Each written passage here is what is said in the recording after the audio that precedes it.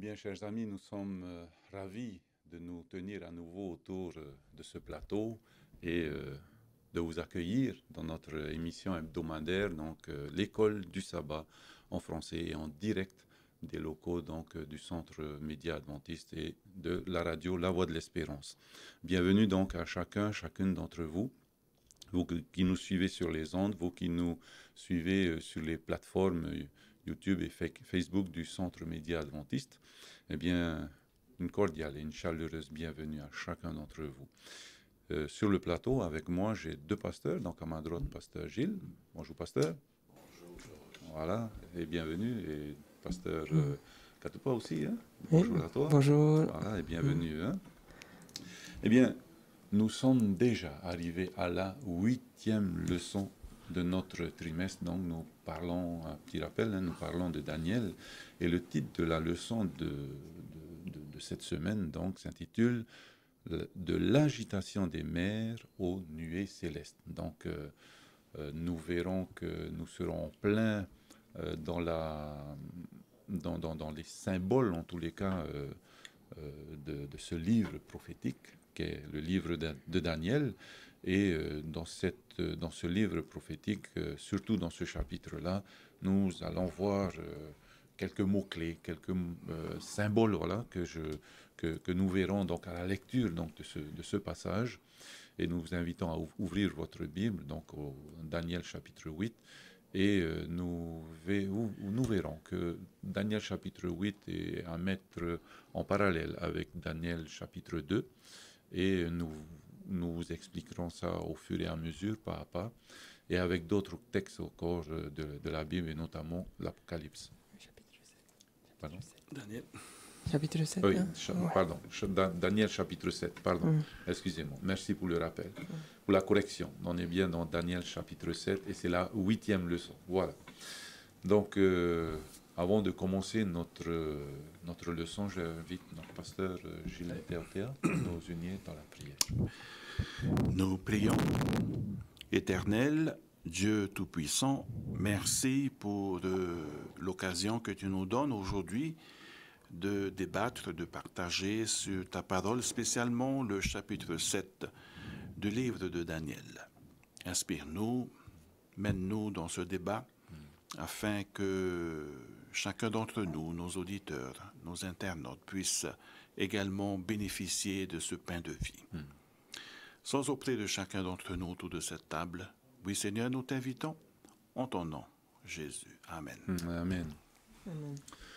Alors, vous vous souvenez que dans tous les différents, en tous les cas, titres, de toutes les semaines, nous avons une progression d'un état à un autre état, d'un lieu à un autre lieu. Et là, donc, c'est l'agitation de des mers, aux nuées célestes. Donc voilà, on va d'un point à un autre. Et entre-temps, et il y a plein de choses qui se passent entre-temps. Hein. Comme on dit, il y a de l'eau qui coule sous les ponts. Alors, le texte de référence qui nous est proposé, c'est la fin donc, du chapitre 7, se trouve donc au verset 27. Daniel chapitre 7, verset 27, qui nous dit « La royauté, la domination et la grandeur de tous les royaumes qui sont sous le ciel seront donnés au peuple des saints du Très-Haut. Son règne durera toujours et tous les dominateurs le serviront et l'écouteront. » Donc voilà un texte merveilleux en tous les cas pour moi et plein d'espoir, plein d'espérance. Donc ça c'est vers la fin donc, du chapitre que nous allons voir aussi ce texte-là. Mais avant, je disais donc entre-temps dans l'introduction que le chapitre 7 de Daniel est à mettre en lien avec le chapitre 2 de Daniel.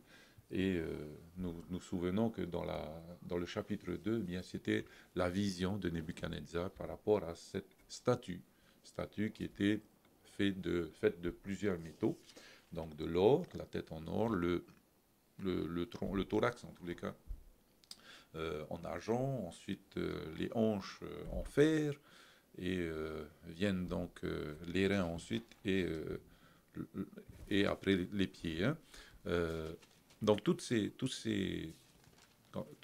qu'on a vu donc à ce moment-là, on ne va pas peut-être revenir sur ces détails-là, mais on va venir donc maintenant sur la lecture de Daniel chapitre 5, 7. Mais avant peut-être d'aller sur la lecture de Daniel chapitre 7, peut-être que les pasteurs ont un mot à dire par rapport au texte de référence, ou bien par rapport au titre, ou bien par rapport à cette introduction.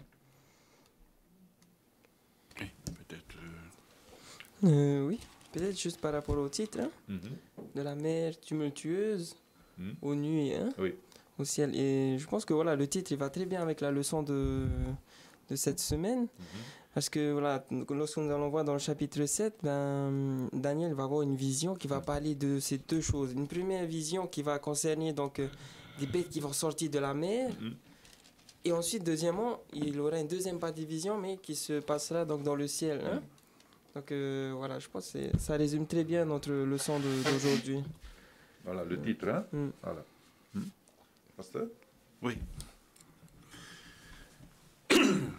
Nous avons une étude assez particulière, oui, difficile. Alors, j'essaie de... Et ça tombe sur vous deux. Et ça tombe sur Pasteur Michael et moi-même. Voilà. J'essaie de... avant peut-être d'entamer cette étude sur la vision de Daniel, parce que c'est sa première vision. Et ça, il faut le souligner. C'est sa première vision, chapitre 7. Après, si on compare, comme vous le dites si bien tout au début, il y a une comparaison à faire avec Daniel, chapitre 2. Daniel, chapitre 7, chapitre 2. Alors, j'essaie de retrouver un mot-clé pour que nous puissions mieux comprendre le rêve, la vision de Daniel. Dans le chapitre 2, je donne comme exemple au chapitre 2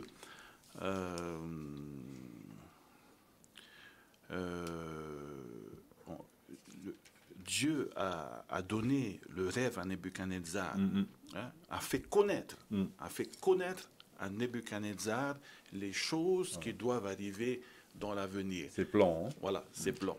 Il faudrait savoir qu'il y a un lien très fort avec l'Apocalypse. Et que en l'an, je ne me rappelle plus, 200 avant Jésus-Christ, l'Ancien Testament a été rédigé en hébreu, quelques passages en araméen.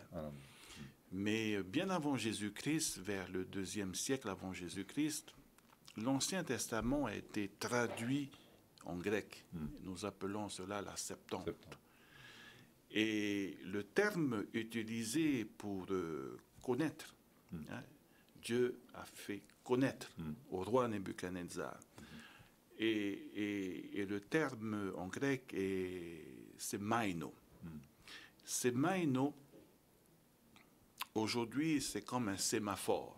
Un sémaphore, dans le terme maritime de la navigation, c'est une tour qui a été construite bord de mer pour envoyer des signaux, une lumière, un message codé, un sémaphore, c'est maïno.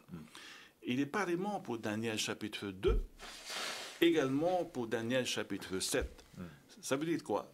Cela signifie que lorsque Dieu a donné le songe à Nebuchadnezzar dans le chapitre 2, ou bien à Daniel chapitre 7, donc il a donné un songe imagé, codé, c'est maïno. Le thème c'est maïno, c'est transmettre un message sous forme de symbole, sous forme de signe, le semaino en grec. Et nous voyons que dans le chapitre 7, c'est la première vision de Daniel. Et toujours est-il que Dieu a transmis à Daniel un songe sous forme de symbole, sous forme de figure, sous forme de représentation. Et lorsque vous comparez le chapitre 7 et le chapitre 2 du livre de Daniel, on parle de la même chose. Le roi Nebuchadnezzar a reçu un songe imagé avec des métaux, l'or, l'argent, l'argile, le fer. Par contre, Daniel, il a reçu le même songe sous forme imagé de symboles animal. Voilà, des animaux. Des animaux. Des animaux. Et ça représente la même chose. Et voilà, je pense qu'il faudrait poser une certaine base pour mieux comprendre le songe de Daniel chapitre 7. Et j'aimerais également soulever autre chose, c'est que dans le monde de la prophétie biblique, il existe 4 sortes, 4 manières, 4 approches d'interpréter les prophéties.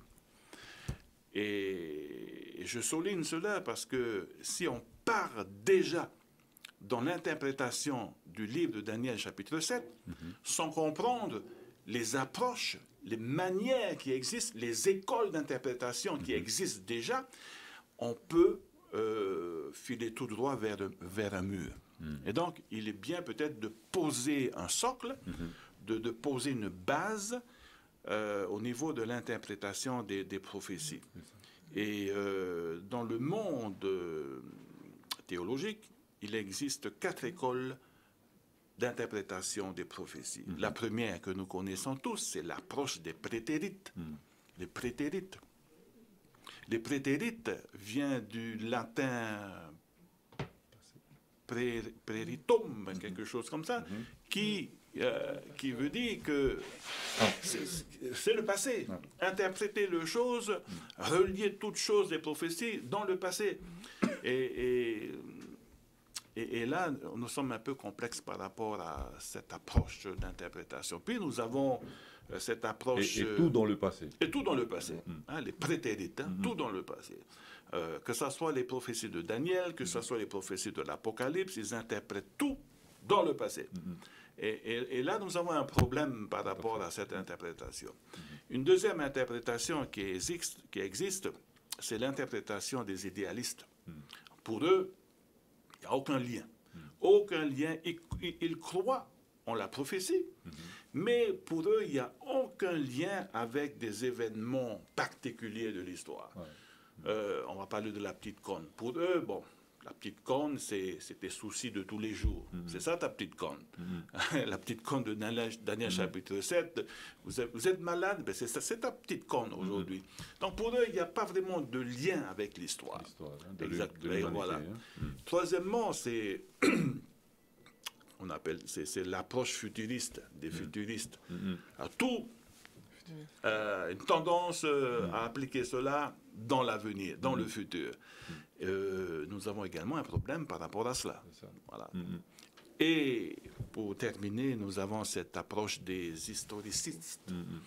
Donc, ce ne sont pas des historiens, mais ce sont des personnes qui interprètent les prophéties selon l'histoire, selon le déroulement de l'histoire du monde. Et là, nous sommes là. Nous, en tant qu'Église adventiste, nous soutenons cette approche, nous soutenons cette interprétation historiciste.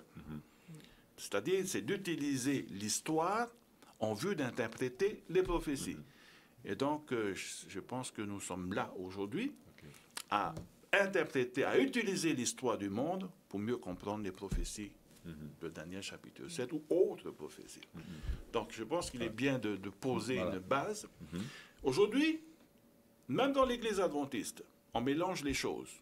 Il y a des hommes, il y a des théologiens, il y a des pasteurs, et il y a des membres d'Église qui font un mélange des prétérites. Il faut être vigilant, là. Il faut être vigilant. C'est un danger. Ils font un mélange des prétérites, des idéalistes, des futuristes et des historicistes.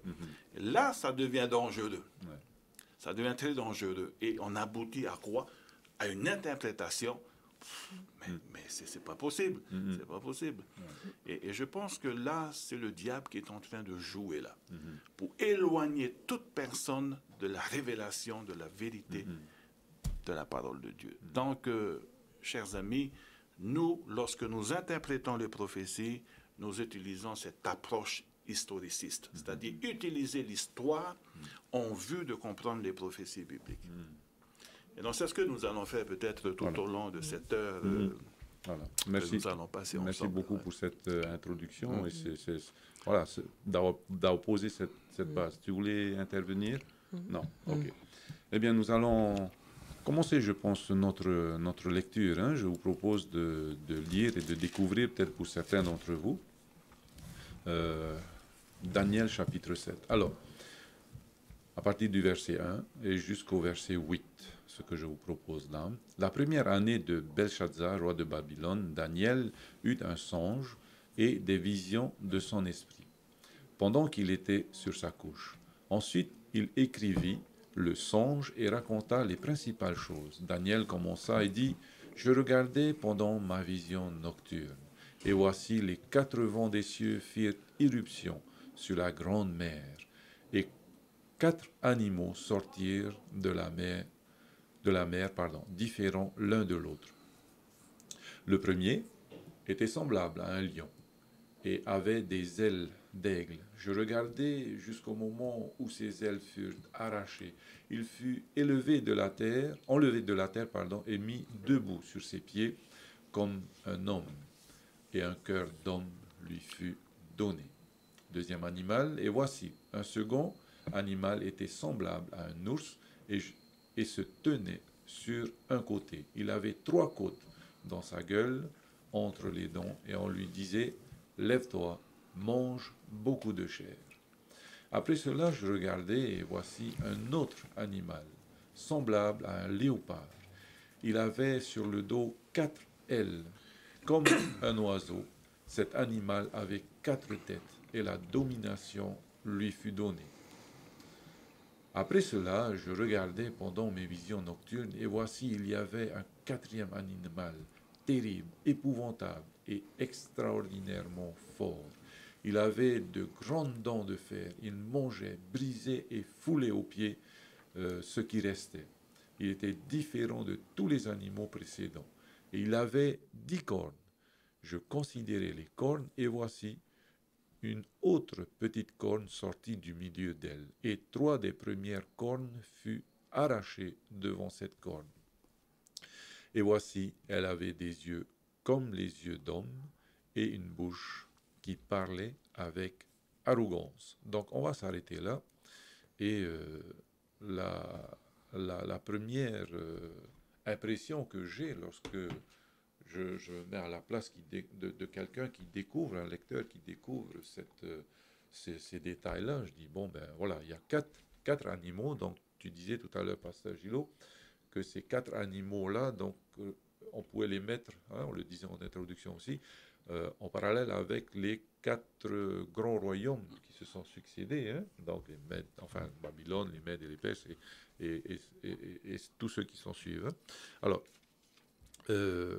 comment aider un novice ou bien un membre d'église ou bien un chrétien, comment l'aider dans la compréhension de ces signes-là, de ces symboles dont tu parles, et tu parlais tout à l'heure.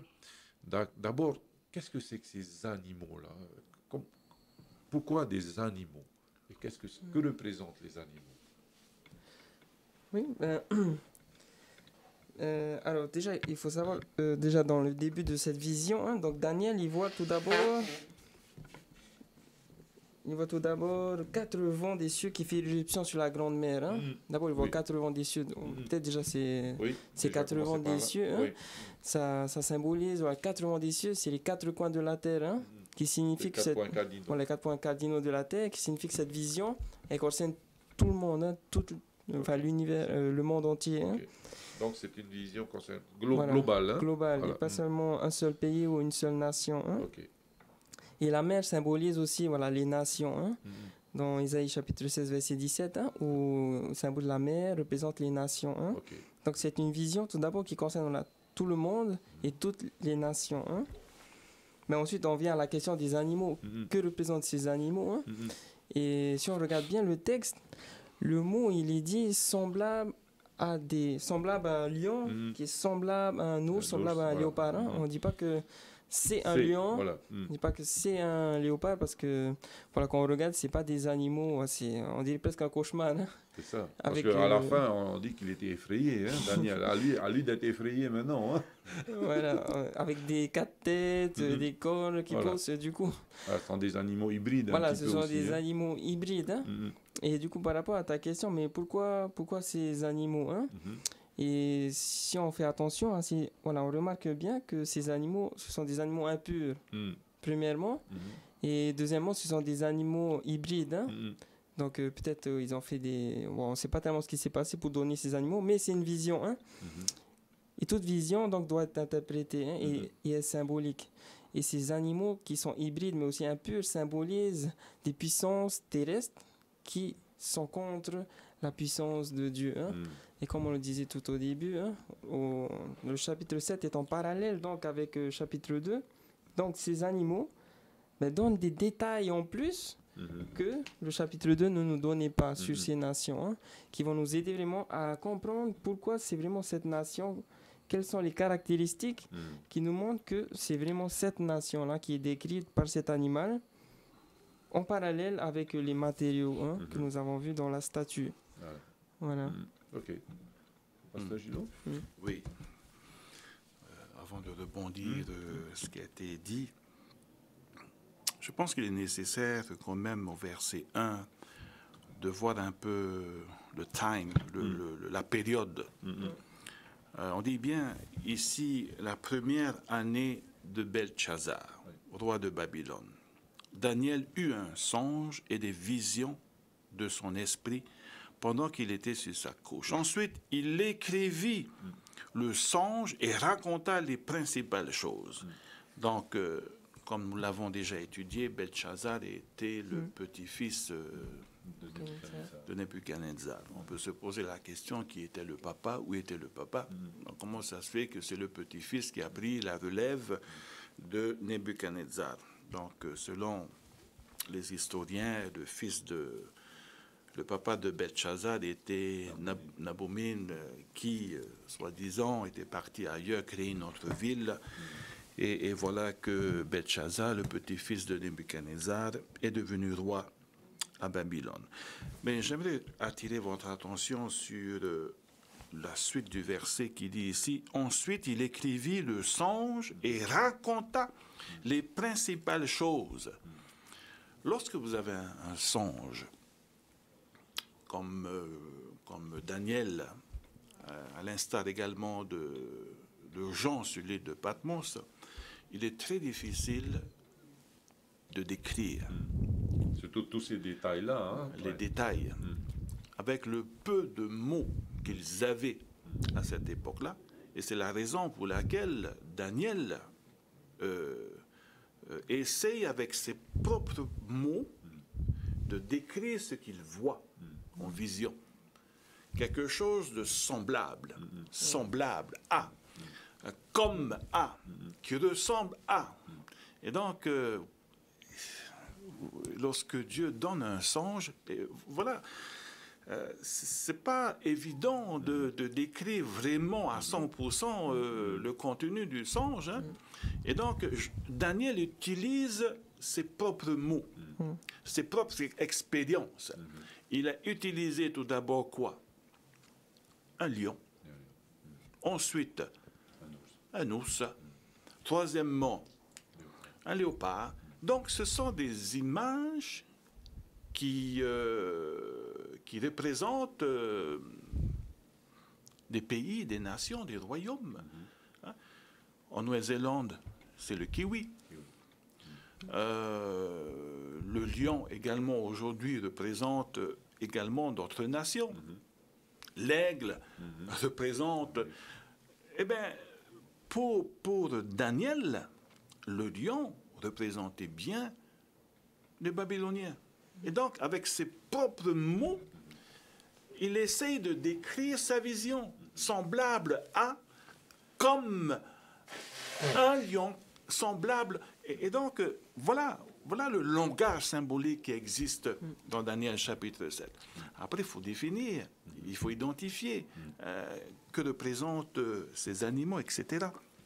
Mais voyez-vous ici, le langage symbolique dans le livre de Daniel chapitre 7, vraiment exceptionnel, humainement parlant, très difficile de décrire le songe. Donc, il raconte, il fait un résumé. Parce que le texte nous dit bien, ensuite il écrivit le songe et raconta les principales choses, non pas tout, mais il fait un résumé des points essentiels. Voilà. Et nous voyons que, voilà, avec les mots qu'il avait, Daniel essaye de décrire le songe qu'il a reçu de Dieu, avec des éléments, des images qui existaient de son époque. Remarquez dans Osée, si on peut lire dans Osée chapitre 13, le livre qui est juste après. Même Osée parle du lion, même Osée parle de l'ours. Par exemple, Osée au chapitre 13. C'est juste après Daniel. Oui, c'est juste après Daniel, le verset 7. Osée 13, verset 7, 8. Je serai pour eux comme un lion, comme une panthère, et je les pierrerai sur la route. Je les attaquerai comme une hausse. Donc, on voit ces animaux qui existaient déjà. Et donc, Daniel utilise ces images pour essayer de décrire le songe qu'il voit. Et c'est vrai que Babylone représente bien, le lion représente bien l'empire babylonien. Cet empire, la tête d'or. Oui, la tête d'or qui est dans Daniel chapitre 2. Voilà, le roi des métaux. Oui. Et là, le roi des animaux. Exactement, le lion. Et on voit bien le message symbolique, imagé que Daniel utilise. Ce sont ses propres langages à lui. Oui. Et pour rejoindre ce que le pasteur disait, c'est vrai que voilà, chaque nation a son animal, et c'est intéressant parce que voilà, le lion, il est décrit un lion, mais pas comme les autres, il avait des ailes. Et lorsqu'on regarde dans les musées, il y a les palais du temple de Babylone, il y avait des lions avec des ailes d'aigle. Et même aussi dans l'art babylonien, on retrouve ces symboles qui symbolisent vraiment la Babylone.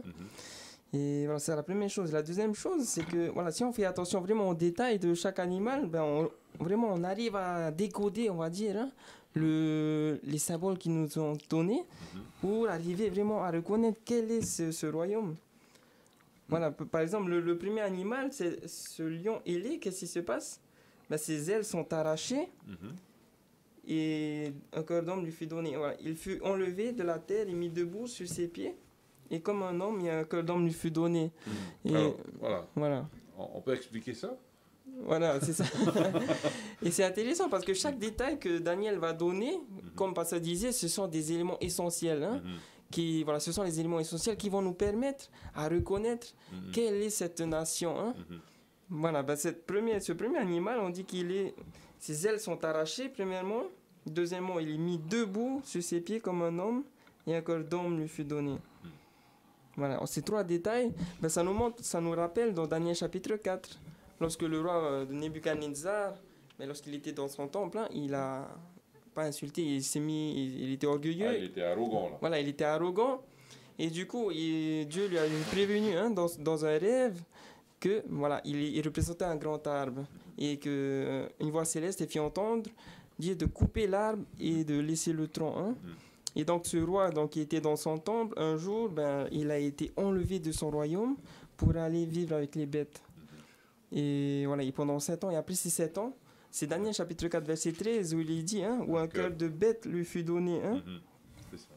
Et à la fin de ces 7 ans, la raison lui revint et glorifia le Dieu des cieux. C'est là le cœur d'homme. Et c'est là que le cœur d'homme lui fut donné.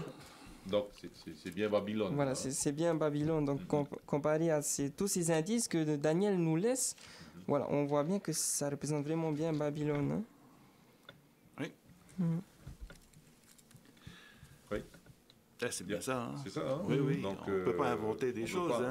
Et toujours est-il qu'il faut toujours se fier à l'histoire. Voilà. Rappelez-vous de cette approche historiciste. Donc, l'histoire nous aide beaucoup à identifier ces royaumes. C'est bien ça. Ok, donc là on était sur le premier animal, on va passer au deuxième animal. Le deuxième animal, verset 5, et voici un second animal était semblable à un ours et il se tenait sur un côté. Il avait 3 côtes dans la gueule, entre les dents, et on lui disait, lève-toi, mange beaucoup de chair. Voilà. Donc, donc on disait que les animaux, l'animal représente donc un royaume. Est-ce que cet animal-là, ce second animal, représente bien le deuxième royaume, donc en métal? Est-ce que nous avons des indices que c'est bien le royaume des Mèdes et des Perses? Alors, mais bien avant, hein, Okay, bien avant, peut-être le verset 17.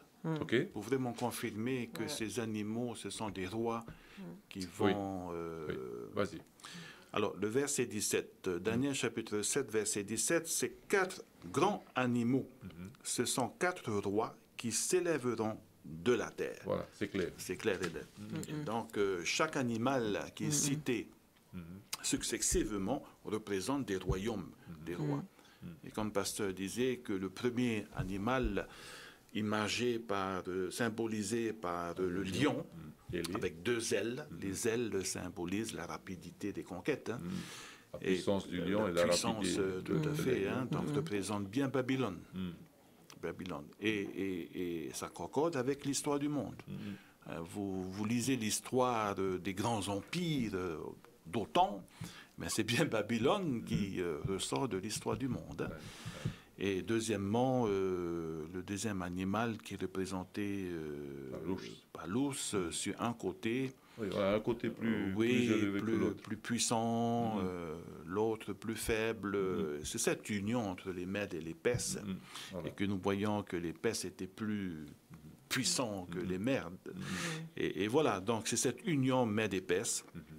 Il avait 3 côtes dans sa gueule, qui représente ses conquêtes, l'Égypte, Lydie et Babylone.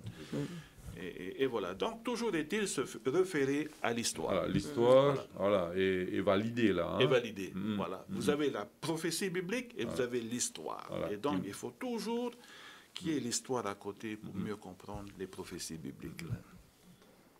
OK. Donc, bon, il mange beaucoup de chair, donc on comprend bien qu'il a fait des conquêtes aussi. Hein, voilà. Verset 6, oui, tu voulais intervenir? Non. Verset 6, après cela, je regardais et voici un autre était semblable à un léopard et avait sur le dos 4 ailes comme un oiseau. Cet animal avait 4 têtes et la domination lui fut donnée. Voilà, donc on parlait d'animaux hybrides, hein? Donc comme un léopard, 4 têtes et surtout aussi 4 ailes, il me semble aussi. Oui, 4 ailes, voilà. Que dire de ce royaume? Voilà, ben là on arrive à la 3e partie de la statue, hein, et qui est en parallèle aussi avec voilà, ce 3e animal, et toujours avec, voilà, je pense qu'on fait 3 parallèles, hein? Daniel 2, Daniel 7 et l'histoire. Hein? Voilà, on fait ces 3 parallèles, du coup on arrive, donc on avait fait Babylone, ensuite on a fait le Mède et les Perses, et là on arrive à l'après l'histoire, la Grèce, hein? L'Empire grec. Alors ben ce 3e donc élément, donc c'est la statue, c'est le bronze, et voilà, l'animal c'est un léopard avec 4 têtes et 4 ailes. Hein? Et donc voilà, si on regarde bien les détails de cet animal, on dit que, voilà, il nous dit qu'il y a 4 têtes. Hein? Pourquoi 4 têtes? Ben voilà, l'histoire nous dit qu'en fait dans ce royaume avec Alexandre le Grand, ben, lorsqu'il est mort, il y a eu ces 4 généraux qui ont pris la relève. Hein? Et cette interprétation, elle est, comment dire, elle peut être vérifiée aussi. Bon, il y a un autre parallèle avec le chapitre 8 hein, de Daniel, où on voit un bouc très puissant, et lorsqu'il il devient grand, ben, sa corne, qui représente aussi un royaume, se brise, et 4 petites cornes se mettent à pousser. Hein. Donc on voit vraiment le parallèle encore. Hein. Donc voilà, Alexandre le Grand, qui est à sa mort, 4 généraux vont prendre la suite, hein, dans cet empire grec. Voilà, ensuite il y avait un dernier détail que la vision nous dit, et la domination lui fut donnée. Hein. Et voilà, ce mot domination, on peut le comprendre aussi au niveau politique, mais aussi au niveau culturel. Aujourd'hui, on reconnaît, hein, l'histoire, la géographie reconnaît que l'Empire grec, hein, sa culture a imprégné encore aujourd'hui, hein, toute l'Europe, hein, tout le monde encore aujourd'hui. Hein, on s'inspire encore de certains auteurs, hein, grecs, hein, qui ont vraiment influencé le monde. Hein. Voilà, non seulement au niveau politique, mais aussi culturel. Donc, 4 têtes, mais 4 ailes aussi. 4 hein. ailes, voilà. Ah, Et aussi, donc c'est sur la rapidité. si la rapidité Plus aussi. rapide que les Babyloniens. Plus rapide Voilà, que plus les rapide, autres. Hein. hein, 2 fois plus rapide. Donc un conquérant, mais une vitesse grand V. Hein. Ouais. Voilà. Alors, l'histoire nous dit bien qu'à l'âge de 20 ans, il était déjà un guerrier, Alexandre le Grand. Hein. Un fin stratège aussi. hein. Oui, à 22 ans, il a pris les commandes hein, du pays. Hein. Mhm. Bon, malheureusement, à l'âge de 32-33 ans, il est décédé, soi-disant qu'il a été empoisonné par des proches. Et à sa mort, ben, il y avait les 4 généraux qui se sont divisés. Hein. C'est les 4 têtes mentionnées au verset 7. C'est bien ça. Hein. C'est ça. Voilà, les 4 têtes, les 4 généraux, Séleucus qui avait pris la Syrie, Cassandrée la Grèce, Ptolémée l'Égypte. Donc il y avait 4 généraux qui se sont partagés un peu l'empire grec. Hein. Donc encore une fois, l'histoire est là pour confirmer la Bible. Voilà. Et la Bible est là également pour confirmer l'histoire. Voilà. Donc on ne peut dissocier les deux. Hein. Et ce que je trouve admirable, c'est qu'on disait plusieurs fois dans nos leçons hein, que le personnage clé de Daniel, c'est pas Daniel, le livre de Daniel, c'est Dieu. Donc Dieu qui est aux commandes de l'histoire du monde. Tout à fait. Voilà. Donc ce que Dieu a annoncé, eh bien voilà, ça se réalise sur l'histoire. Hein. Oui. Non, voilà, c'est juste pour ajouter aussi par rapport à ce troisième. Enfin, comme je disais, voilà, il y a la parallèle de la statue, des animaux et de l'histoire. Hein. Mais aussi, la statue, elle nous donne des indices. Hein. Si on se souvient de la leçon 2 ou 3, moi je me souviens plus tellement. Donc voilà, les métaux aussi nous donnent des indices. Hein. L'or, l'empire babylonien tout en or. L'argent, c'était vraiment hein, l'empire des Mèdes et des Perses où la monnaie était en argent. Et le bronze, l'armure des Grecs, on lit dans l'histoire que c'était en bronze. Et donc voilà, chaque vision nous donne des indices supplémentaires hein, pour nous aider à trouver confirmer, quoi, hein. que voilà, quel est ce royaume. Voilà. Et où est-ce qu'on se situe, nous, Voilà, dans où l'histoire. on se situe, nous. Hein. Voilà. Alors, verset 7. On va continuer. Et là, après cela, je regardais pendant mes visions nocturnes, et voici, il y avait un 4e animal. Et là, il n'y a pas de mots pour expliquer cet animal. Il est terrible, épouvantable et extraordinairement fort. Il avait de grandes dents de fer. Il mangeait, brisait et foulait aux pieds ce qui restait. Il était différent de tous les animaux précédents et avait 10 cornes. Donc voilà, hein. Un autre animal est là, c'est plus comme. Là, il n'y a plus de description, là. Hein. Il n'y a plus dans le règne animal, en tous les cas, connu de Daniel, un animal semblable à celui-là, ce 4e animal-là. Mais il dit que c'est un animal terrible, Voilà. épouvantable, extraordinairement fort. Et là, on est bien Voilà, deuxième partie. Hein. avec la Rome, Voilà. le royaume de fer. Ah, Hein. tout à fait. Hein. Ouais. On suit l'histoire, hein. Voilà. On suit Voilà. la chronologie. Hein. Voilà. Et on rappelle encore ce royaume de fer. Hein. Il avait des dents de fer. Hein. Voilà, le détail est là. Hein. Et dans Daniel chapitre 2, on parle aussi des jambes de fer. De hein. fer, voilà. Exactement. Donc, c'est bien lié. Et donc, on est bien à la Rome, hein, là, à ce moment-là. Hein. Et lorsque vous étudiez l'histoire, vous voyez même des films sur l'Empire romain, tout est en fer. Hein. L'armure, le casque, ses lois de fer. Et donc, le fer représente bien l'Empire de Rome, la Rome païenne. Hein. Oui, c'est ça. Bien la Rome païenne. Alors, et Jésus est né pendant cette période. C'est Et donc, ça. je pense qu'il est nécessaire de le dire. Pendant cette période, on voit, l'histoire nous dit que le Messie, Emmanuel, est Dieu né avec pendant ce royaume. merci de le préciser. Merci, voilà, ça s'en est important. Oui, ça. oui, Donc, tout à fait. on sait où on est là. Exactement. Exactement. Alors, particularité aussi, donc il brisait tout, hein, il foulait tout aux pieds, mais il considérait, je considérais, verset 8, donc alors il était différent de tous les animaux précédents, et il avait 10 cornes. Je considérais les cornes, et voici, une autre petite corne sortie du milieu d'elle, et 3 des premières cornes furent arrachées devant cette corne. Et voici, elle avait des yeux comme des yeux d'homme, et une bouche qui parlait avec arrogance. Voilà, on va s'arrêter là par rapport donc à ces 10 cornes. Alors, qu'est-ce que c'est que ces cornes-là? Nous sommes donc dans la Rome où Jésus arrive, et il y a 10 cornes. Bon, voilà, l'animal représente la Rome, mais qu'est-ce que c'est que ces 10 cornes-là? Et en plus, il y en a une qui vient un peu faire le ménage, qui pousse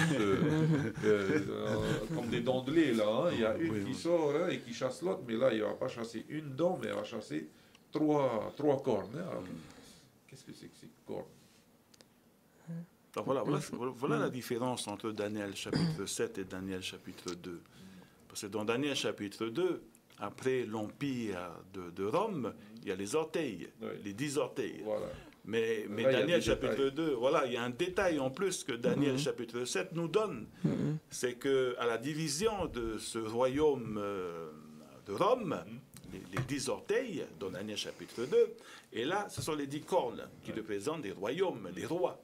Eh bien, il y a quelque chose de spécial. Donc, il focalise l'attention du lecteur sur ce royaume, et plus particulièrement sur ce petit royaume, cette corne. C'est un film là, et on vient zoomer là-dessus. Voilà, on vient zoomer sur ce qui va se passer juste après. Et je pense que...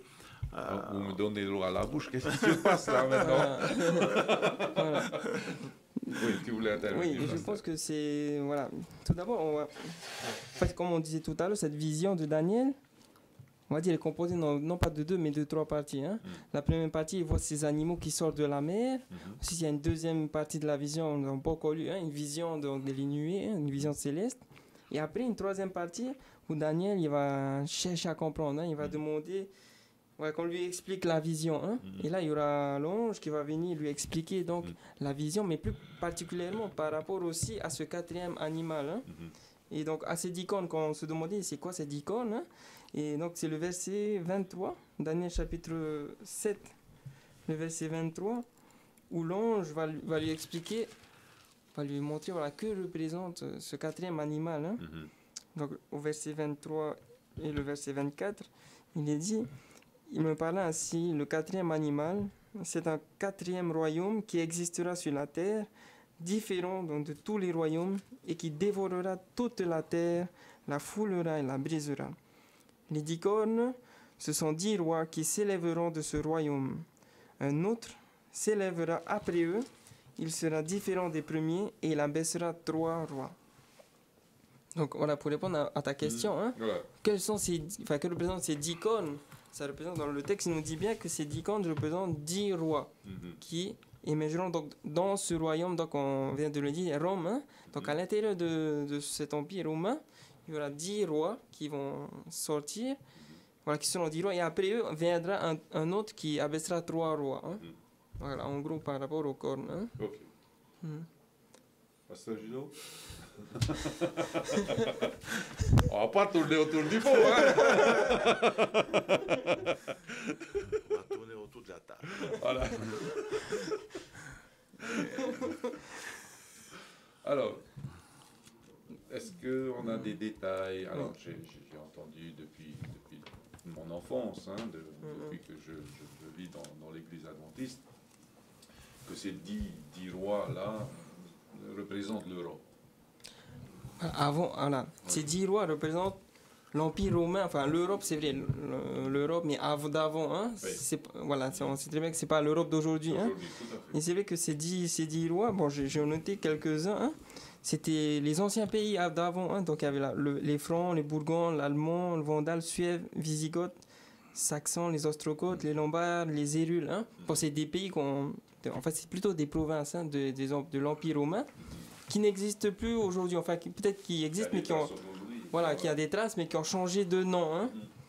Et donc voilà, à peu près ces 10 provinces de l'Empire romain qui ont existé et qui aujourd'hui, peut-être on retrouve, par exemple, les Francs, c'est la France d'aujourd'hui, hein.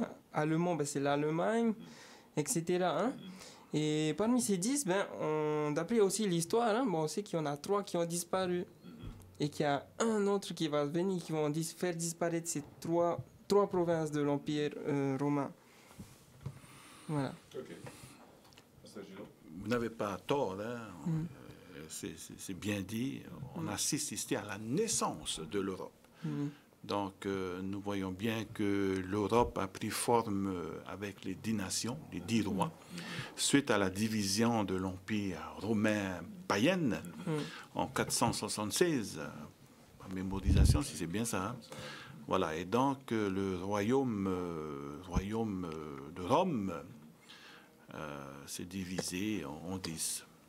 Et donc, c'est à ce moment-là où l'Europe a pris naissance, avec les 10 nations qui ont été citées par le pasteur de Katoupa, dont 3 ont disparu à cause de cette petite corne qui est sortie.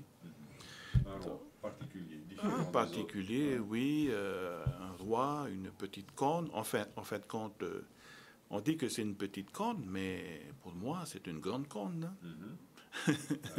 L'influence qu'il a, l'autorité qu'il avait, ce roi assez particulier, ce n'est pas seulement une puissance politique, mais la Bible nous dit qu'elle est différente des autres.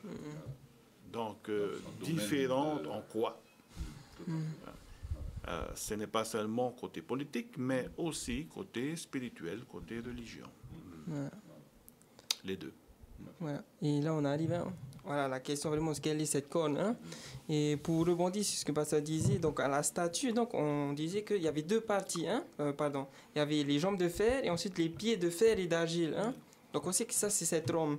Et cette Rome, on sait qu'elle est divisée donc en deux parties aussi. La Rome païenne, comme nous avons dit. Et ensuite, comme ce que le pasteur disait, donc pas seulement politique, mais aussi religieuse. Hein? Donc une partie de fer, une partie d'argile. Et on sait que voilà, le fer, ça représente la Rome antique. Hein?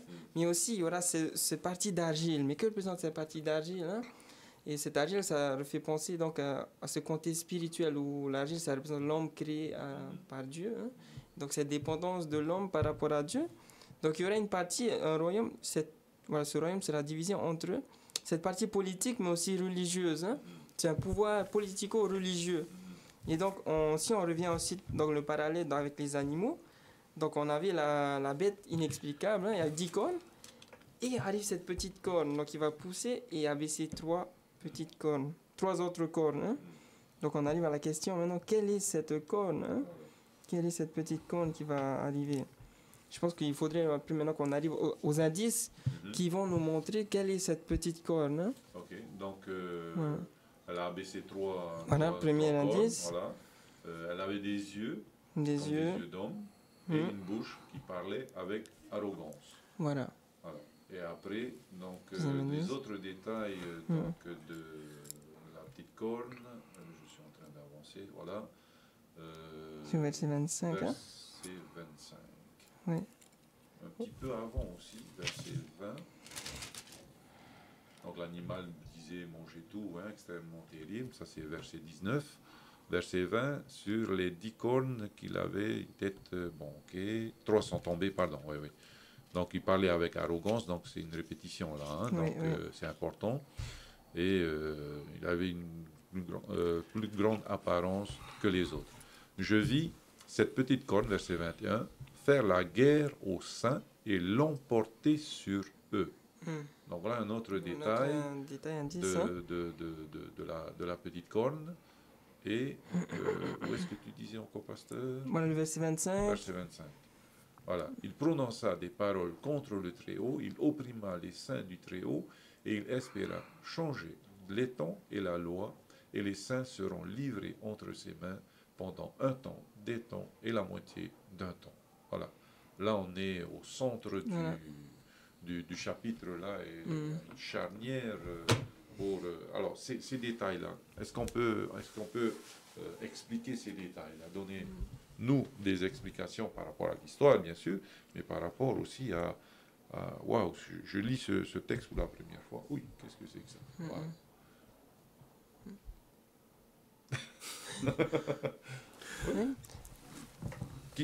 Est-ce qu'on peut identifier cette petite corne? Facilement. Tout dépend de l'approche que nous allons utiliser pour interpréter. Et comme j'avais dit tout au début, on entend mieux poser des bases au niveau de l'interprétation des prophéties. Pourquoi? Parce que pour certaines personnes, les prétérites aujourd'hui, disent que cette petite corne est Néro, l'empereur Néro romain qui a persécuté les chrétiens à cette époque-là. Donc c'est une approche prétérite. Et ça n'a aucun sens. Ça n'a aucun sens avec les 42 mois, on verra plus tard, les 1260 années, ça ne colle pas du tout. D'où l'importance de bien choisir l'approche d'interprétation. Et donc pour nous, il faut interpréter cela en comparaison, en utilisant l'histoire du monde. Donc c'est le seul moyen pour vraiment comprendre la prophétie de Daniel chapitre 7 et autres prophéties. La petite corne, selon l'histoire, elle est spéciale, elle a des yeux. À quoi servent les yeux? Les yeux, c'est d'avoir un regard sur toute chose. Voilà. Il a un regard partout, tout comme Dieu. Dieu voit toutes choses. Apparemment, cette petite corne qui est la copie de Dieu, allez, on va dire, c'est l'Antichrist. Il a des yeux et il voit toutes choses, la vie sociale des hommes, la vie spirituelle des hommes, la vie politique dans le monde entier. Donc, il a un regard là-dessus. Après, on dit ici que cette corne a une bouche. La bouche dans l'Ancien Testament représente les prophètes. Lorsque quelqu'un dit « parle », il y a une puissance. Quand tu parles au nom de Dieu, c'est une parole vraiment. Il y a l'autorité. Il y a une autorité derrière. Vous voyez comment Satan fait la copie? Et cette corne est une copie de Dieu qui représente un système selon l'histoire. Parce qu'il faut toujours utiliser l'histoire. On n'est pas ici pour blesser qui que ce soit. On respecte. Mais l'histoire nous révèle que cette petite corne est un système qui a existé, qui existe encore aujourd'hui, et qui fait que pendant un certain temps, ça a été mentionné plus tard, 42 mois, 1200, il va persécuter les saints pendant une période. Et qui peut nous confirmer que cette petite corne est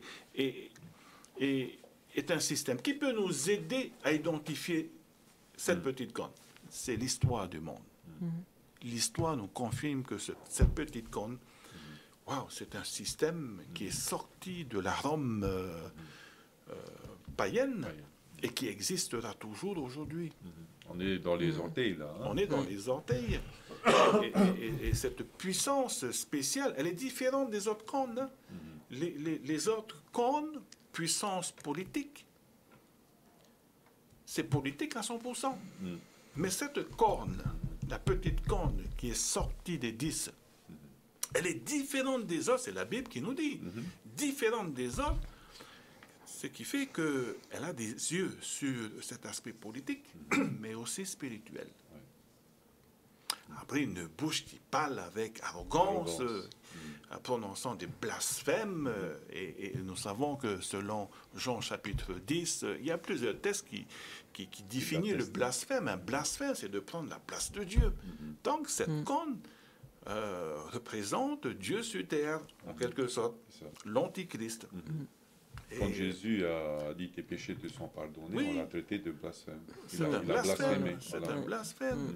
Et blasphémer, c'est de prendre la place de Dieu. Et cette petite corne va prendre la place de Dieu sur terre. Et cela ne vient pas de nous. Ça vient de qui? De l'histoire, encore une fois. Donc, l'approche historiciste nous permet vraiment de définir, de comprendre cette prophétie-là. Voilà, pour rebondir sur ce que Pasteur disait, donc voilà, c'est vraiment par rapport à l'histoire qu'on se base sur cette interprétation. Donc j'aimerais revenir sur le premier indice qui nous est donné par rapport à cette petite corne. Cette corne s'élèvera après eux, donc après les 10 cornes. C'est dans quel verset là? Verset 24. Okay. Et il abaissera 3 rois Et d'après l'histoire, on sait que donc, parmi les 10 que je viens de citer, il y en a 3 qui ont disparu. Hein. Les Cédules, l'Ostrogoth. Voilà, les Visigoths, les Vandales, Ostrogoths. Hein. Et on sait donc que cette petite corne arrive au pouvoir donc après que c'est... Enfin, elle va abattre, pardon, excusez-moi. C'est simultané, quoi. Hein. Voilà, simultané. Donc, d'après l'histoire, on sait que les Visigoths, les Vandales, les Ostrogoths ont disparu. Hein. Et d'après l'histoire, hein, voilà, quelle est cette puissance, on va dire, cette corne qui va faire en sorte que ces trois, on va dire, royaumes disparaissent. Hein. Donc, voilà, l'histoire nous montre que c'est le système, hein, on avait dit la Rome papale. Excusez-moi, c'est la Rome païenne, c'est ensuite la Rome papale, le système voilà, religieux hein, qui existait donc, dans l'Empire romain hein, et qui, encore aujourd'hui, hein, existe, hein, le système donc, papal. Mais avant d'aller plus loin, hein, voilà, j'aimerais aussi, comment on dit ça, dire que voilà, c'est vraiment l'histoire qui nous montre. Hein.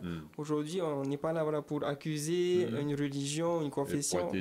Pointer du doigt. Voilà, des personnes, précisément, non pas du tout. Hein. Et que nous affectionnons. Nous avons voilà. des amis, mais voilà. de valeurs sûres. Voilà, des valeurs sûres. Hein. On ne mélange pas les choses. Non, voilà, on parle bien du système.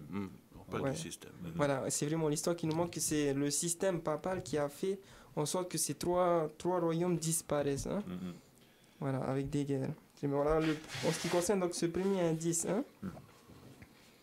Voilà, aussi dans le deuxième indice que Pasteur vient de nous dire, il a une bouche et des yeux d'homme. Hein. Donc là, on revient encore à ce qu'on disait aussi par rapport à l'humain qui représente ce côté spirituel hein, de cette dépendance à Dieu. Donc cette puissance, comme on l'a dit aussi tout à l'heure, donc c'est aussi voilà, spirituel et politique. Et dans l'Empire romain, cette puissance spirituelle politique qui a régné et qui existe encore aujourd'hui, ben c'est ce système papal, hein, cette puissance politique religieuse qui encore aujourd'hui ben, existe. Hein. Donc voilà, concernant donc, le deuxième indice. Ensuite, si on continue, donc il y a un troisième indice que nous avons lu tout à l'heure. C'était, on essaie de l'appeler E, c'est la différence, on appelle ça 3. C'était quoi déjà? Opprimer les saints du Très-Haut. Voilà, il opprimera les saints du Très-Haut. Hein. Espérera changer les temps et la loi. Voilà. Et par rapport donc, à ce troisième indice, il opprimera les saints du Très-Haut. Mais on sait au cours d'après l'histoire que ce système politico-religieux a fait la guerre hein, contre voilà, tous les hérétiques, tous ceux qui n'étaient pas d'accord avec le système hein, voilà, de cet empire. Hein. Ok. Alors, par rapport à... Donc, on a repéré donc, ce système-là, hein, le système papal, mais est-ce que... Donc, tu disais qu'il a proféré donc il a blasphémé, pardon, voilà, il a blasphémé, donc se mettre à la place de Dieu. Mais là, il a opprimé les saints, donc là, l'histoire aussi nous l'a prouvé, mais il espérera changer les temps et la loi. De quoi on nous parle De quoi on nous parle Donc, c'est une puissance qui il espérera changer les temps et la loi. Donc, toujours, on fait référence à l'histoire. On peut se poser la question, pourquoi les chrétiens ont 2 jours d'adoration, le samedi et le dimanche? Et selon l'histoire nous confirme que cette puissance, ce système va changer les temps et la loi de Dieu. Donc, lorsqu'on parle du temps, on parle de jour. Changer le jour d'adoration. De ne plus adorer Dieu le samedi, mais le dimanche. La loi des 10 commandements a été changée par cette puissance-là. Le 4e particulièrement. Oui, pas seulement le 4e, il y a d'autres commandements également qui ont été modifiés. Hein, alors que la loi des 10 commandements, c'est Dieu même qui avait écrit de son doigt, rappelez-vous, au temps de Moïse. Et qui sommes-nous pour changer la loi de Dieu? Nous sommes que des humains. Mais cette puissance, ce système a osé changer la loi de Dieu. Modifier le temps d'adoration.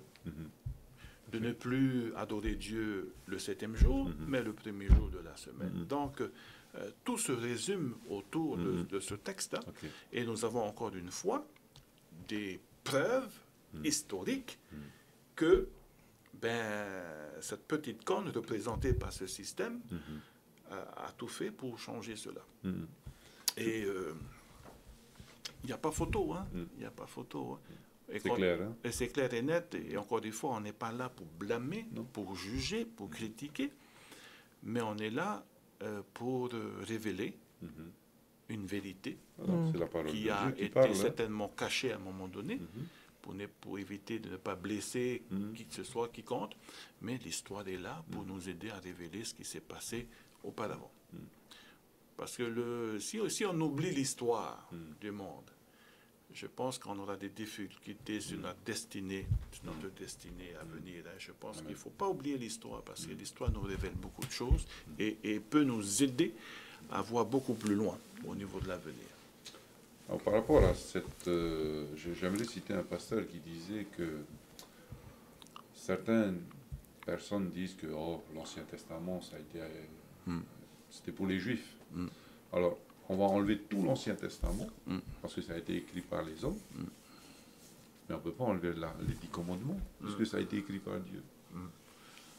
Et quand Dieu donne les 10 commandements, ce n'est pas pour les Juifs, c'est pour l'humanité. Bon, je ne sais pas qui c'est qui a dit ça, mais je pense que c'est un fou. Oui. Il dit c'est un fou. Dieu nous a créés avec 2 pieds. Oui. On ne peut pas couper l'autre pied. Vous Non, allez marcher avec un seul pied. Non, c'est pas possible. Voilà, tout à fait. Qui veut marcher avec un seul pied? Personne. Nous, on veut les 2 pieds pour marcher, pour courir. Voilà. C'est comme il y a le yama, il y a la pirogue. Hein. Vous enlevez le yama, le balancier, vous coulez. Hein. Ouais. Autant pour la parole de Dieu, vous avez l'Ancien Testament et le Nouveau Testament. on peut rien Pour comprendre enlever, le hein. Nouveau Testament, il faut l'Ancien Testament. Tout à fait. On ne peut pas dissocier les deux. On peut Je pas. pense que c'est un fou insensé. Les gens qui pensent comme ça, avant de parler comme ça, réfléchissez d'abord avant de prononcer quoi que ce soit. Ok, merci. Oui, mais je reviendrai juste sur un dernier indice qui nous est donné sur la petite corne, qui nous permet, d'après l'histoire, encore de confirmer encore que c'est vraiment le système papal. C'est le dernier indice qui se trouve au verset 25. Et les saints lui seront livrés pendant un temps, 2 temps et la moitié d'un temps. Voilà. C'est Voilà. le dernier indice. Voilà, il nous a donné une période de temps vraiment très, très précise ici qui va nous permettre d'identifier encore une fois de plus que c'est vraiment bien le système papal. Hein. Ici, il est question donc d'un temps, 2 temps et la moitié d'un temps. Alors, un temps, ça représente une année. Et une année juive ou babylonienne, c'est 360 jours. Et là, on dit un temps, donc 360 jours, 2 temps, ou aussi 2 années. Donc, ça fait 2 ans. Et une année et demie. Donc, ça fait 3 ans et demi. C'est ça. Et donc, si on fait le calcul, donc 360 fois 3 ans et demi, on arrive à ce que Bata disait tout à l'heure, 1260 jours. C'est ça. 1260 jours. Mais voilà, il faut savoir que dans le chapitre, à partir du chapitre 7 jusqu'au chapitre 12, on arrive dans cette deuxième partie du livre de Daniel qui est prophétique.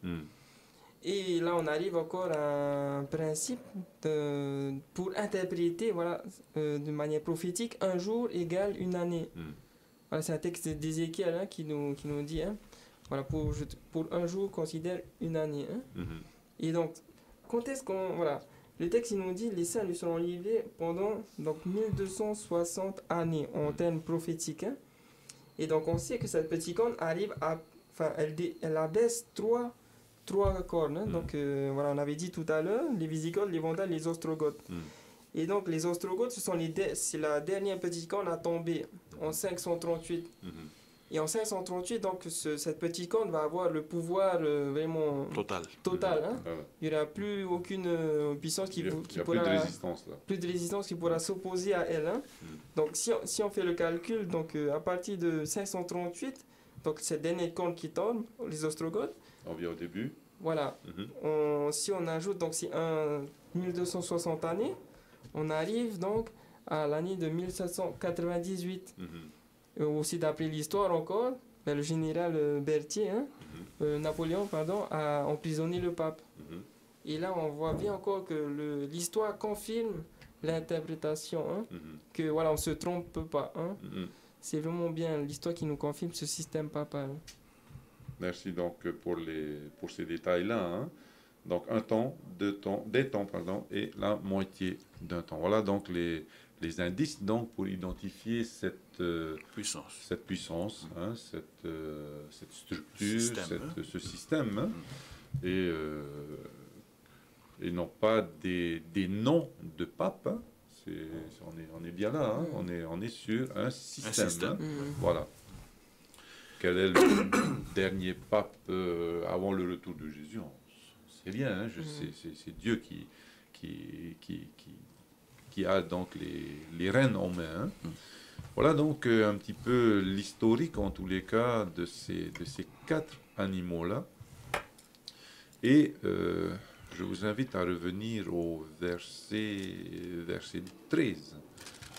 Et là, je regardais pendant mes visions nocturnes, et voici, sur les nuées des cieux, arriva quelqu'un de semblable à un fils de l'homme. Il s'avança vers l'ancien des jours, et on le fit approcher de lui. On lui donna la domination, la gloire, le règne, et tous les peuples et les nations et les hommes et de toute langue, le servirent. Sa domination est une domination éternelle qui ne passera point, et son règne ne sera jamais détruit.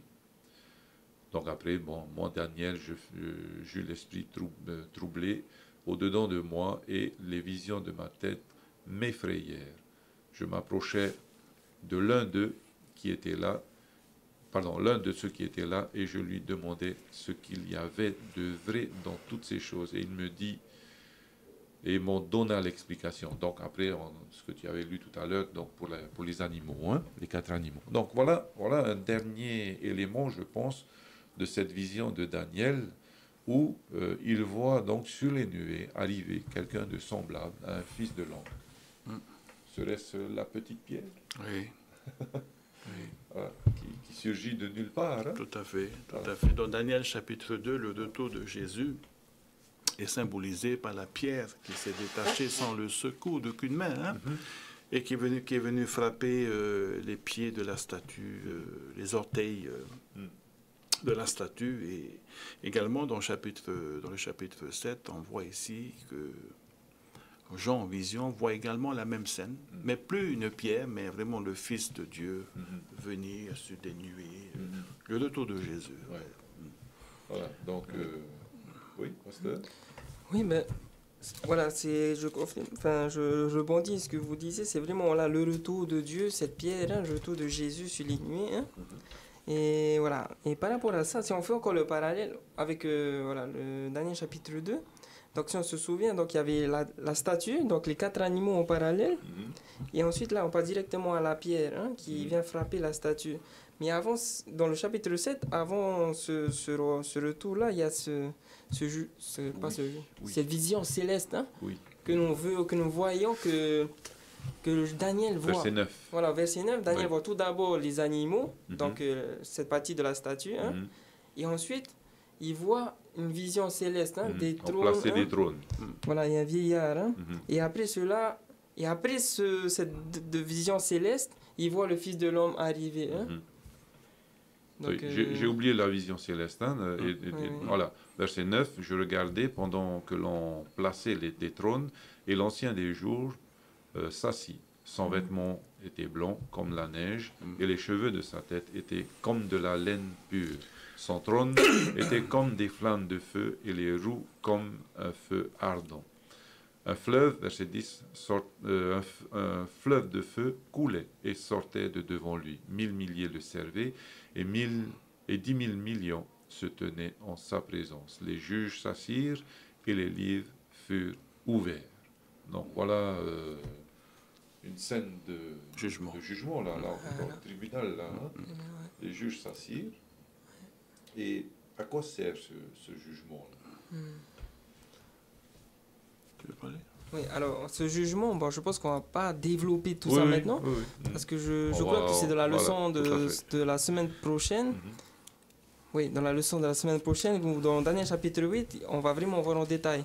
Mais ce qui est intéressant pour nous déjà aujourd'hui, c'est de voir l'enchaînement de la vision. Il faut savoir que cette vision, elle est donnée, voilà, en parallèle à la statue de chapitre 2, donc de manière chronologique. Donc tout d'abord, il voit ces 4 animaux, toujours de manière chronologique, hein, Babylone, Mède et Perse, Grèce, ensuite Rome et la petite corne, c'est-à-dire le système papal hein, que nous avons vu, 1638-1798, et qui continue encore aujourd'hui. Hein. Et après cela, c'est-à-dire après qu'il voit cette petite corne, il voit un jugement dans le ciel. C'est-à-dire qu'il y a un jugement qui se passe après, après que cette petite corne arrive et avant que Jésus revienne. Donc voilà un peu chronologiquement comment on peut situer cette vision céleste. Il y a un jugement qui se passe. Donc après que cette petite corne arrive, donc après 1798, et avant que Jésus revienne. C'est-à-dire que on ne sait pas quand est-ce que Jésus revient. Hein. Donc aujourd'hui, on est dans cette période de jugement. Hein. Voilà. Merci beaucoup pour ces détails, hein, ces informations. Donc on voit bien que dans la vision au chapitre 7, Daniel chapitre 7, on voit bien que la vision de Daniel était une vision premièrement focalisée sur terre, les royaumes qui vont se succéder, les activités de ces royaumes, spécialement la petite corne, et tout d'un coup, la vision change. Elle n'est plus sur terre, mais elle est au ciel. Il y a une scène que Daniel voit au ciel, on parle de jugement. Et lorsque vous lisez bien le chapitre 7, jugez qui? Voilà. La petite corne, cette puissance. Et lorsque vous lisez au verset 11, je regardais alors à cause des paroles arrogantes que prononçait la corne, et tandis que je regardais l'animal fut tué, et son corps fut anéanti, livré au feu pour être brûlé. Donc, il y a un jugement que Daniel voit au ciel. Mais plus particulièrement, par rapport à cette puissance, cette petite corne, 1798, où cette puissance a été anéantie, où ce leader spirituel, si on peut dire, a été arrêté par Berthier. Et nous voyons que, oui, mais il y a une suite.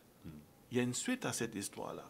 Si nous lisons dans Apocalypse chapitre 13, on reparle de cette puissance, ce système qui a été blessé à mort, 1798, 1844, le jugement selon la prophétie des 2300 soirs des matins. Mais Apocalypse chapitre 13 nous reparle de cette puissance. Et est-ce qu'on peut lire l'Apocalypse? Parce qu'il y a un lien très fort avec la petite corne. Alors si vous avez votre Bible, chers amis, dans Apocalypse au chapitre 13, dans Apocalypse chapitre 13, on nous parle de quoi? De la bête qui sort de la mer. C'est la même puissance. Et lorsque vous lisez du chapitre 1 du verset 1 jusqu'au verset 7, les verbes que Jean utilise ici est au passé. Il se réfère à qui? À la petite corne. Mais après, au verset 8, et tous les habitants de la terre l'adoreront. On parle du futur. Et donc, cette petite corne blessée à mort, un jour, selon les prophéties, cette corne, cette puissance va ressusciter. Réactiver. Et on dit ici au verset 8, toute la terre l'adoreront. Et nous voyons que pendant cette période de 42 mois, 1260 années, un temps, 2 temps, la moitié d'un temps, de 538 à 1798, cette petite corne a été très active, persécuter les peuples de Dieu. Et en 1798, on l'a arrêté. Plus d'autorité, plus de pouvoir, emprisonné. Mais quelque temps plus tard, Apocalypse chapitre 13 nous dit que cette puissance sera réactivée. On va lui donner encore de l'autorité. C'est la deuxième bête qui sort de la terre. Et je pense que c'est ce futur-là qui est employé. Exactement. Voilà la différence entre Daniel chapitre 7, Daniel chapitre 7 et Apocalypse chapitre 13. Parce que le chapitre 7 focalise notre attention généralement sur la prophétie historique. Mais Apocalypse chapitre 13 va au-delà de cette blessure mortelle. Voilà, détailler encore. Détailler encore, mais au-delà de cette blessure mortelle de 1798, c'est que plus tard dans l'avenir, eschatologie, toute cette puissance va revenir avec une grande autorité et toute la terre va l'adorer. Merci. Et j'aimerais juste revenir à ce que le pasteur disait dans Apocalypse chapitre 13. Hein, et au verset 3, il dit « Et je vis l'une de ses têtes comme blessée à mort, mais sa blessure mortelle fut guérie. Et toute la terre était dans l'admiration derrière la bête. » Et voilà, pour rebondir on est en train de discuter là. Donc cette bête qui monte de la mer, hein, qui fut blessée à mort, donc on passait bien de dire, et donc la même petite, représente cette petite corne, hein, qu'on vient de voir dans Daniel chapitre 7, qui a été anéantie en 1798, mais qui va, je vais même dire le terme, ressusciter. Pourquoi ressusciter? Parce qu'en fait, dans le chapitre 13, on voit trois puissances, on va dire. Il y a cette bête qui monte de la mer, une bête qui monte de la terre et le dragon. Hein. Et ces trois puissances, on va dire, ce sont les trois puissances qui vont se battre contre la vraie Trinité, hein, contre Jésus, le Père et le Saint-Esprit. Hein. Ici, on remarque bien, donc cette bête, elle a œuvré pendant 3 ans et demi. 3 ans et demi, comment on dit ça? Cette bête, elle essaie de se prendre pour le Messie, pour se prendre pour Jésus-Christ en fait. Imitation. C'est une imitation de Jésus-Christ parce que 3 ans et demi, c'est le temps du ministère de Jésus sur la terre. 3 ans et demi, est mort et ressuscité. Et cette bête, elle va jouer donc le rôle de Jésus sur la terre. Et c'est ce que Jésus a dit dans Matthieu chapitre 24. Le premier signe qu'il a dit, faites attention parce qu'il y aura d'autres qui viendront en mon nom en disant que je suis le Christ. Hein. Et donc, voilà, juste pour ajouter que cette bête-là, eh ben, elle va faire tout comme le Jésus. Hein. Elle va se prendre pour Jésus lui-même sur la terre, mais en étant finalement une bête démoniaque hein, qui va essayer de nous égarer. Bien, les pasteurs, hein, merci beaucoup pour Quelle histoire, hein? Quelle histoire, hein? Une histoire à dormir debout. Mais une histoire vraie. Oui. Ouais. Daniel, je remercie le Seigneur de nous avoir donné cette étude hein, pour nous, en tous les cas, chrétiens et scrutateurs, en tous les cas, des événements qui arrivent. Nous ne voulons pas tout mettre sur le dos de la fin des temps tout de suite, et c'est le Seigneur qui sait, hein. Nous on ne sait pas, hein, mais nous avons des jalons qui nous éclairent, que nous sommes vraiment sur les orteils, hein, et que ce temps qui nous est imparti pour faire nos choix, pour faire nos choix entre le bien et le mal, eh bien c'est maintenant. Hein. Je pense qu'on va... Est-ce que vous avez d'autres choses à dire par rapport à notre leçon, peut-être des choses que nous avons oubliées? Je vois Pasteur Michael en train de fouiller sa Bible, là, de tourner sa Bible. Donc, Pasteur... moi, personnellement, j'aimerais attirer notre attention sur Daniel. Après avoir eu cette vision, on peut lire peut-être à la fin de ce chapitre, au verset 27, c'est notre texte à mémoriser. Hein. Voilà. Le règne, la domination et la grandeur de tous les royaumes qui sont sous les cieux seront donnés au peuple des saints du Très-Haut. Son règne est un règne éternel et tous les dominateurs le serviront et lui obéiront. Donc, je pense que l'auteur de l'école du sabbat a bien choisi son texte clé, un verset clé à mémoriser, c'est au final, à la fin de cette histoire. À dormir debout. Voilà, le final, c'est Dieu qui l'honneur et la gloire revient à Dieu au final. Voilà, ça a été usurpé par Satan. Exactement. Donc, malgré tout ce qui s'est passé, les persécutions, les renversements de royaumes, etc., le changement de temps, la loi de Dieu qui a été, malgré tout cela, au final, la gloire et l'honneur reviendra toujours à Dieu. Le verset 28, ici finit les paroles, moi Daniel, je fus extrêmement troublé par mes pensées. Je changeais de couleur et je conservais ces paroles dans mon cœur.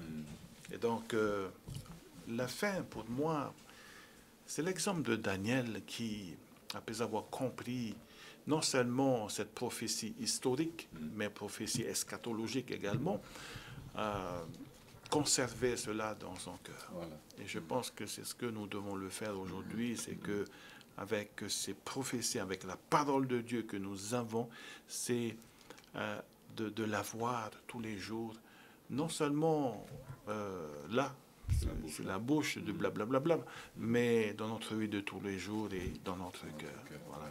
Peu importe ce qui va se passer, Dieu contrôle toutes choses. C'est Dieu qui décide, c'est Dieu qui contrôle l'histoire du monde, mais au final, l'honneur et la gloire reviendra toujours à Dieu. Merci. Oui. Un mot pour terminer. Moi, j'aimerais juste lire un verset qui se trouve dans Matthieu chapitre 24, où Jésus va donner donc les signes, comme je disais tout à l'heure. Matthieu 24, verset 4, Jésus va dire « Prenez garde que personne ne vous séduise. » Verset 5, « Car plusieurs viendront sous mon nom, disant « C'est moi qui suis le Christ. » Ils séduiront beaucoup de gens. » J'aimerais tout d'abord, voilà, ce premier verset que Jésus lui-même nous dit, plusieurs viendront en mon nom, en se faisant passer pour lui. Et Jésus nous dit, faites attention, que personne ne vous séduise. Et j'aimerais terminer juste en lisant le verset 15.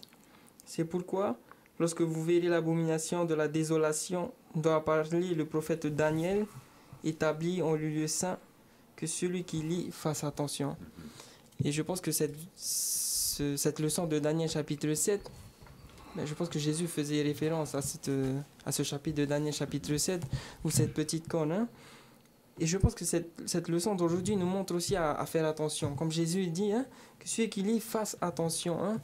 Que si peut-être aujourd'hui tu apprends cette nouvelle, peut-être que tu peux être en colère ou triste, mais Jésus nous encourage à faire attention et à ne pas suivre des hommes ni des systèmes, mais à suivre personnellement ce Jésus, ce Jésus dans notre relation personnelle.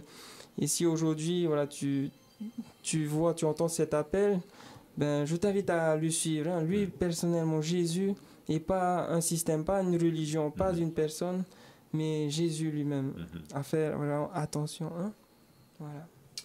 Eh bien, c'est le vœu, en tous les cas, que nous vous adressons, en vous remerciant de nous avoir suivis pendant ce temps de partage de la parole de Dieu, en vous encourageant à scruter la parole de Dieu. Et comme le texte de Daniel disait que Daniel gardait cela en son cœur, eh bien, quelqu'un aussi dans le Nouveau Testament, dans Luc chapitre 2, verset 19, il nous dit « Marie gardait toutes ces choses et le repassait dans son cœur. » Voilà, pour confirmer vraiment que c'était le Fils de Dieu, son Fils était le Fils de Dieu, et donc venir l'encourager dans sa foi. Eh bien, pour nous aussi, chacun de nous qui sommes ici sur le plateau, vous les auditeurs, auditrices, eh bien, lorsque vous sondez les Écritures, lorsque vous lisez la parole de Dieu pour découvrir de plus en plus de choses concernant Dieu, eh bien, lorsque vous voyez certains indices de la vie de tous les jours, eh bien, conservez ça dans votre cœur pour que votre foi puisse être encore plus forte, pour que vous puissiez, malgré tout, malgré les soucis, malgré les joies, malgré tout, avancer chaque jour, pas à pas, vers ce retour glorieux de notre Seigneur Jésus. Eh bien, c'est sur ces mots que je voudrais vous remercier, les deux pasteurs, de m'avoir aidé donc à cheminer dans ce chapitre de Daniel. Et j'aimerais donc demander à notre pasteur Michael de nous unir dans la prière pour terminer ce partage. Seigneur notre Dieu, merci Père pour encore cette leçon d'école du sabbat que tu nous donnes. Seigneur, à travers de ce chapitre 7 du livre de Daniel, merci parce que nous voyons encore combien tu es grand, combien tu es puissant. Combien, Seigneur, tu es omniscient. Seigneur, déjà à l'époque de Daniel, tu as tout révélé, Seigneur. Tu as donné des indices qui nous montrent, Seigneur, tous les royaumes qui vont se succéder jusqu'à ton avènement, Seigneur. Merci pour cela, parce que voilà, tu ne nous laisses pas dans les ténèbres, mais tu nous donnes ta parole qui est une lumière, Seigneur, pour nous dans ce monde. Et mon Dieu, je te prie de nous aider, chacun de nous, à garder cette parole, cette lumière, Seigneur, dans notre cœur et à la suivre, Seigneur. Mon Dieu, oui, si peut-être il y a des personnes qui se sont senties blessées à travers cette étude, Père, je te prie d'être avec ces personnes, que tu puisses, Père, les accompagner, Seigneur, à travers ta parole, Seigneur, vers toi, Seigneur, mon Dieu. Et qu'ensemble, nous puissions non suivre des systèmes, des personnes, mais que nous puissions te suivre, Seigneur, Jésus-Christ, notre Seigneur et Sauveur. Et mon Dieu, merci, Seigneur, merci pour tout. Et merci parce que tu reviens bientôt. Au nom de Jésus, Amen. Amen.